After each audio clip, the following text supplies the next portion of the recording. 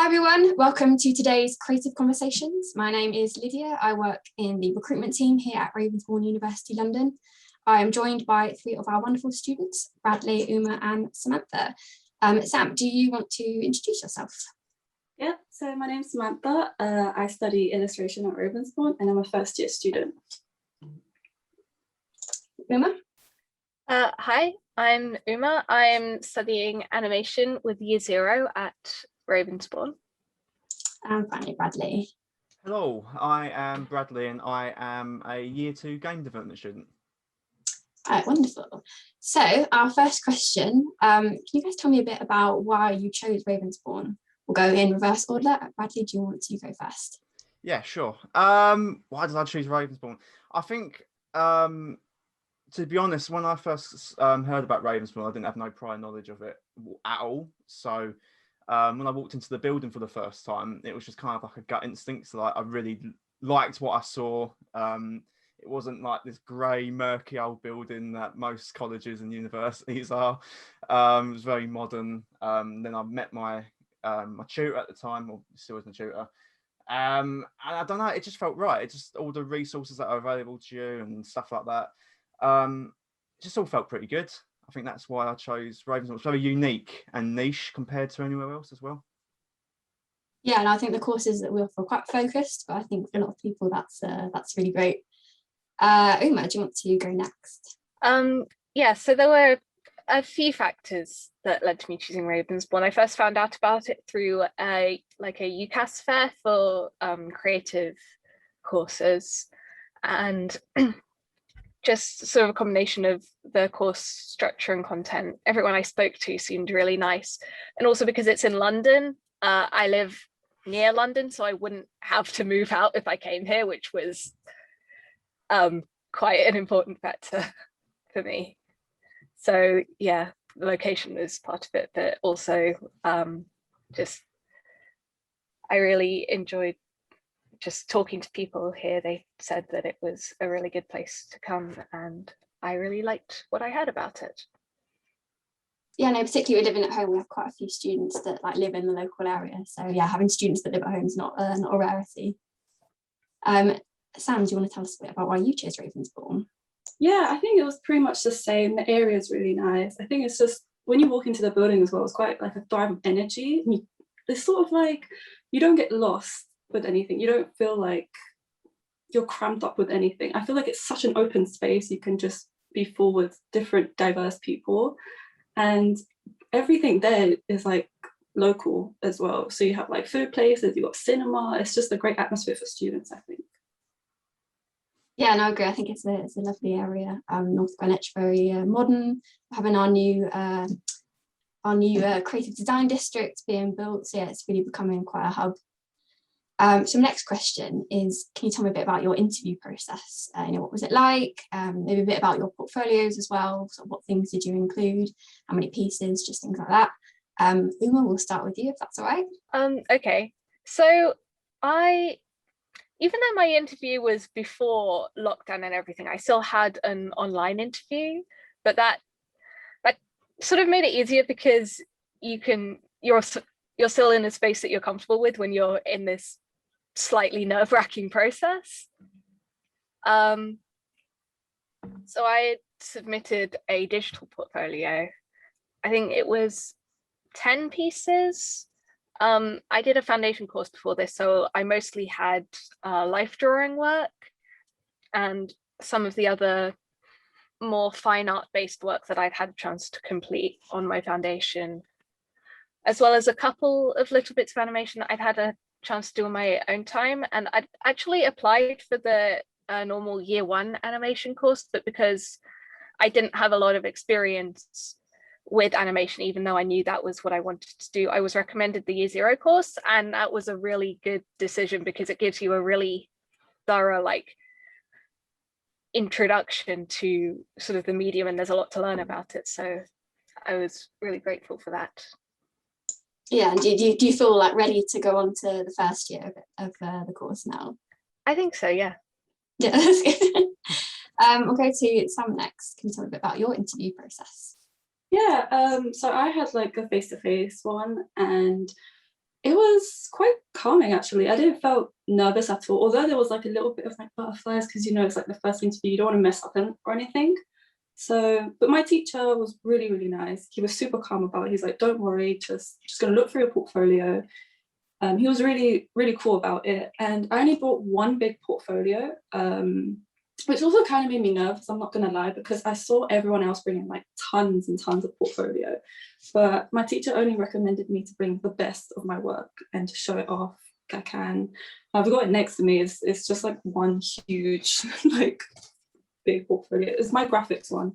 And I did A-level graphics and textiles and sociology. So I kind of combined them all together. So if you do like mixed subjects, it's really best to like get them all together, which is what, sorry if my cat's meowing, but what really brought it in all together, kind of like really intrigued the teacher. And yeah, I just asked many questions as I could, because I wasn't like, I don't know how to explain, like I was a bit nervous doing illustration because I wasn't so confident at drawing, but he was like, don't worry, we'll go through all the basics, everyone's new at this and it's a whole different environment, so you'll be perfectly fine. And yeah, that's really lovely to hear. I think, you know, as we were saying before, a lot of our courses are quite specialist, and so the staff recognise that you might not have experience with that specific area, and really, you know, the interview process is really an opportunity for you to get to know us as well, as much as it is for the staff to get to know you.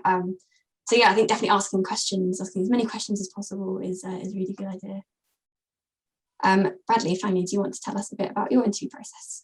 Yeah, so my interview process was actually in the building, and super nervous about it at the time. I run quite a lot of work that I've done over the past few years with me. I made a website, and I bought any like physical portfolio stuff I had as well. Yeah, the interview itself was really chilled out. I met my tutor, and I thought we was going to go up to like the actual room, like the games room and stuff, but we actually just chilled on level 4 in the building. We chilled on the sofas there, and it was just like a conversation. It wasn't really like you know, an interrogation or anything. It was just, let's have a look, see what you've got. They look for, you know, how passionate you are about what you want to do. So I'd say, in terms of what you like include with your portfolio as well, just include whatever you think is relevant and whatever shows your passion. I don't think it 100% matters how much you bring, as long as you show, you know, that you really want to do this. And if you're anything like me, I've probably overkilled it just a bit, but there's nothing wrong with that either. So yeah. Yeah, no, I totally agree. I think in terms of like portfolios and what sort of work, we're not looking for one specific like a set specific group of ideas. It's really like an expression of the way that you learn and the kind of things that you're interested in. So I think, yeah, that's 100% right what you said there. Yeah. It's really just kind of whatever inspires you is what we want to see. Mm-hmm. So our next question, obviously, with everything that's been going on, we're not in the building as much as we would like to be. So can you tell me a bit about how you've been finding hybrid learning? Bradley, we'll start with you, if that's all right. Cool. Yeah. Well, I won't lie. It hasn't been the easiest period of university life, but it hasn't been dreadful either. I mean, the transition for us in games was quite easy, really, because we are quite all digital. Like, we don't do any actual physical like practical work, really. So our transition was quite smooth. We was able to head to straight online learning quite easy, really. I think the only thing we miss is actually being in a room with people and getting that kind of creative brainstorming going, as it's not the same online. You can't just walk up to someone and have a conversation and stuff. But I mean, the unit or the course has remained pretty much the same for games, so it hasn't been too bad. It's just missing being in the room with people, I think, and being in that cool building of ours. Yeah, no, I totally agree. I think everyone's definitely missing that human interaction. Yeah. Sam, do you want to talk a bit next?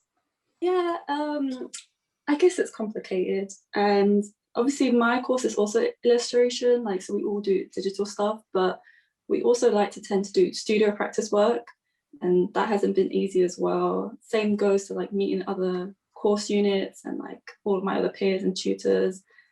Yeah, it is very complicated, and it's not easy, especially if we have like group work to do. Some people are like offline, or some people just don't communicate. But overall, I think it has been a good experience. It kind of just taught me to like put in the effort in and just like get it over and done with. But obviously I have problems where it's just like background noise, Wi-Fi problems. It's horrible. But yeah, I think I'm slowly learning from it, slowly. Yeah, I totally agree. I've got a cat in my room and I'm just praying she doesn't go a bit mad. Yeah. Uma, do you want to talk a bit next? Yeah, so my course is quite similar to Bradley's in that it was already like very digitally based. There wasn't a lot or really anything that we needed to do that was strictly in the building. I think there might have been a couple of things that like specific software that some people might have had trouble running, but other than that, it was fairly smooth to transition to online only for this term, when last time we were in the building some of the time. But I think like you get a sort of sense of community as a course group when you're in person that it's quite hard to get online. Sometimes when we've been doing online learning, I've just felt a bit disconnected from everyone else. Yeah, no, I totally agree. It's tricky, that communication definitely takes kind of almost a lot more effort than it would when you're in person. So no, I totally agree. But I think generally I'm glad to hear that it hasn't been too kind of rocky. I think we're quite lucky here as a very digital university. A lot of our courses are digital focused. Yeah, obviously that's going to come with a few hiccups, but fingers crossed we can all get back into the building soon. So next question, can you tell me a bit about what has been a favourite project of yours that you've worked on whilst studying Ravensbourne? Sam, we'll start with you if that's all right. So this is I've just finished my second term and we did storytelling. So we worked with like the process of character development and how to actually storyboard things and do it as an animation as well. So we go from different mediums and media, just combining all of those together. But yeah, I would say storytelling. Although it was quite complicated at first, we had to pick 3 stories and select one and then make a book out of it, 4 pages and a cover image. It was challenging, I must say, because I wasn't that dedicated to drawing so much, but obviously I forced myself in the end and I really liked how it turned out. So I guess storytelling is one of my favourite projects I've done. Yeah, it sounds really interesting. I think, yeah, just like pushing yourself to get it done, you never know, you might really enjoy it. Yeah. Bradley, do you want to go next? Yeah, sure.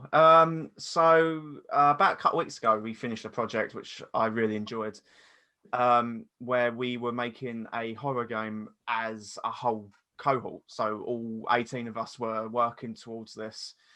I was the producer on it, so I was in charge of all these people, having to work online as well. So it was challenging, but it was a really good challenge because everyone worked so hard on it and they really put in a lot, and we came up with a really amazing project, which I'd say looks quite professional considering we only had about 3 weeks to work on it.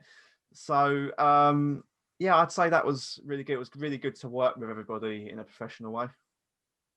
Yeah, I was gonna say that sounds a bit like something you might face every day. Having games development as a career, like managing a big team, having a short time frame to do it in. It's glad it all turned out really well. Uma, do you want to go next? Yeah, I think as a project I've done at Ravensbourne so far, my favourite was the one we did in our first term, which was a character design project. So we basically had to come up with sort of an initial concept and develop it, and I really enjoyed sort of doing research and finding sort of visual and contextual inspirations, because my character was like this sort of historical based character from the 1920s, so I had a lot of fun sort of looking into fashion trends and sort of style trends from that time to inform how my character ended up looking. And just sort of character drawing and something that I've enjoyed for a while, so that was just a very fun project for me.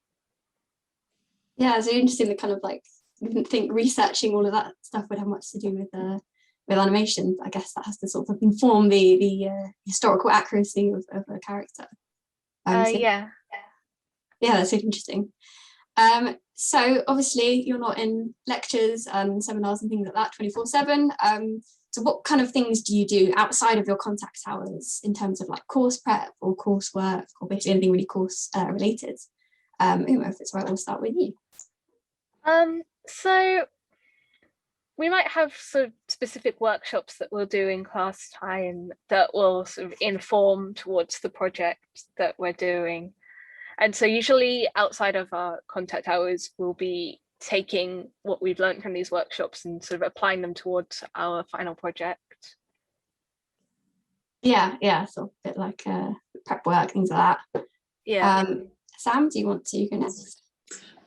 Yeah, so we usually at the start of our term usually get given like a task to do at least every day. So this term was just drawing observational drawings every day and kind of relating it to most of our work that we can combine in the next lesson. But other than that, yeah, we just get given prep work to like read a book or watch a film that is related to the next lesson that we could do, and probably just talk about it, have analytical discussion about it, or any references, drawing that we've done, just to relate to it in a way. Okay, yeah. And then Bradley? Yeah, so with games, we're we're always busy, even if we're not in like a lesson or anything like that. Mainly we do our main bit of coursework is blogs, so we tend to write a lot of blogs about our work and stuff. Because games are so broad as well, everyone's going down a different path and doing something else. Someone's doing art, someone's doing programming and stuff like that. So we do have like quite a lot of one-to-ones with the tutors, a lot more. So we can kind of tailor what we're doing. So it'd be like reading a book or taking a course online, doing different bits like that. And we're constantly working on different projects as well. So we're always like doing something. There's always something to do and stuff. It's good to hear you got the thick stuff all your time, especially at the moment. Yeah. I think if we didn't, we'd all go a bit mad. So obviously we are a very industry focused university, and we have a lot of industry speakers that come in and talk to you guys. So can you tell me a bit about what sort of industry talks or any work you've done with industry professionals whilst you've been here, whether that's in person or virtually? Bradley, as you're a second year, we'll start with you. Cool. So yeah, when we was still in the building, we had quite a few industry people come in and talk to us. We had a guy who came from Brighton from a game development studio, and he gave us presentation on how to prep for like an interview process in the industry.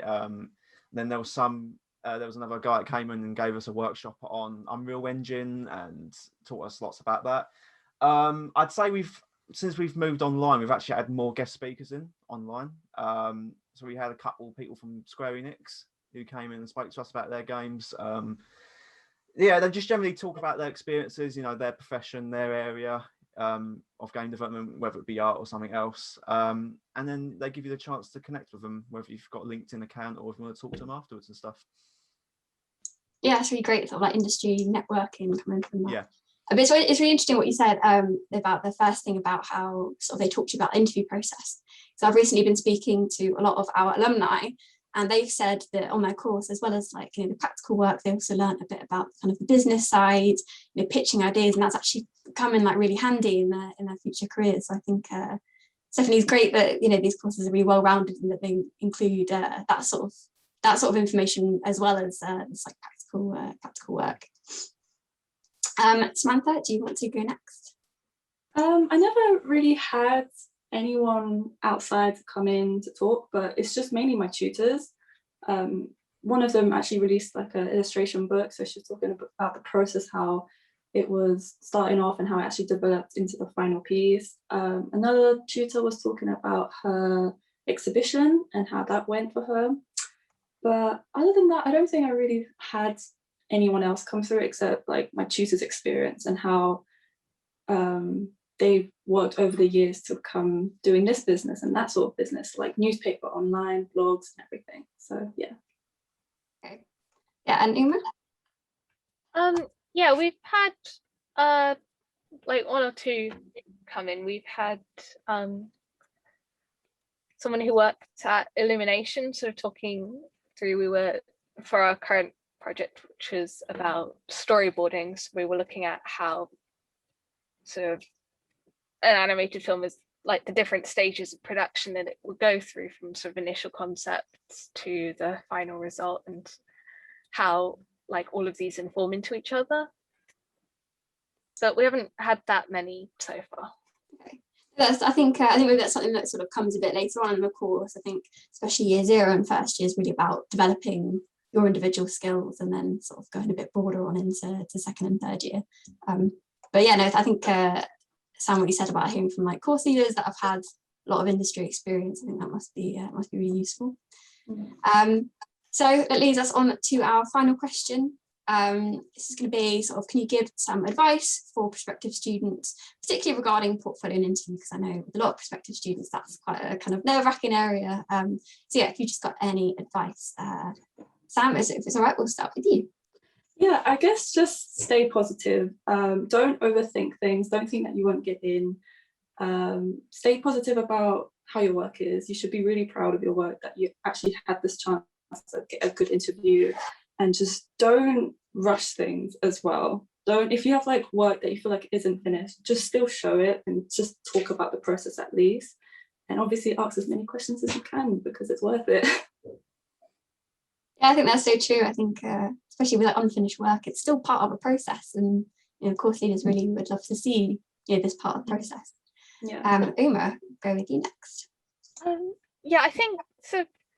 Don't worry too badly about it. Like, everyone's really nice. No one's going to sort of judge you like harshly on your portfolio, and just show the work that you think best represents what you can do. It like, especially for animation or games design, which have the year 0 options. It doesn't matter if you don't have too much experience in those actual fields, because there is a course option that will let you build that up at Ravensbourne. Yeah, I think that's so true. I think people might worry about having experience in these really niche areas, but yeah, I think you're 100% right. Bradley, finally, we will go to you. Yeah, no, I agree with both those points. I think it's best, just don't overthink it. Don't worry too much. When they're not expecting you to be the best of what you're showing them. Obviously, that's the point of why you're coming here, is you want to build on those skills and improve. I really do think if you just show, if they can pick up how passionate you really are and how much you want to build on that, then I think you've already won it there. And just be proud of anything you're showing, even if it's unfinished. Just show how how much you love what you want to do. Show your creative output, and you'll be fine. Yeah, 100% true. Right, that is all for today. Thank you so much for joining me. It's been really interesting hearing about your experiences, especially like the different years. I look forward to sort of hearing what you guys get up to next. Right, thank you. Bye.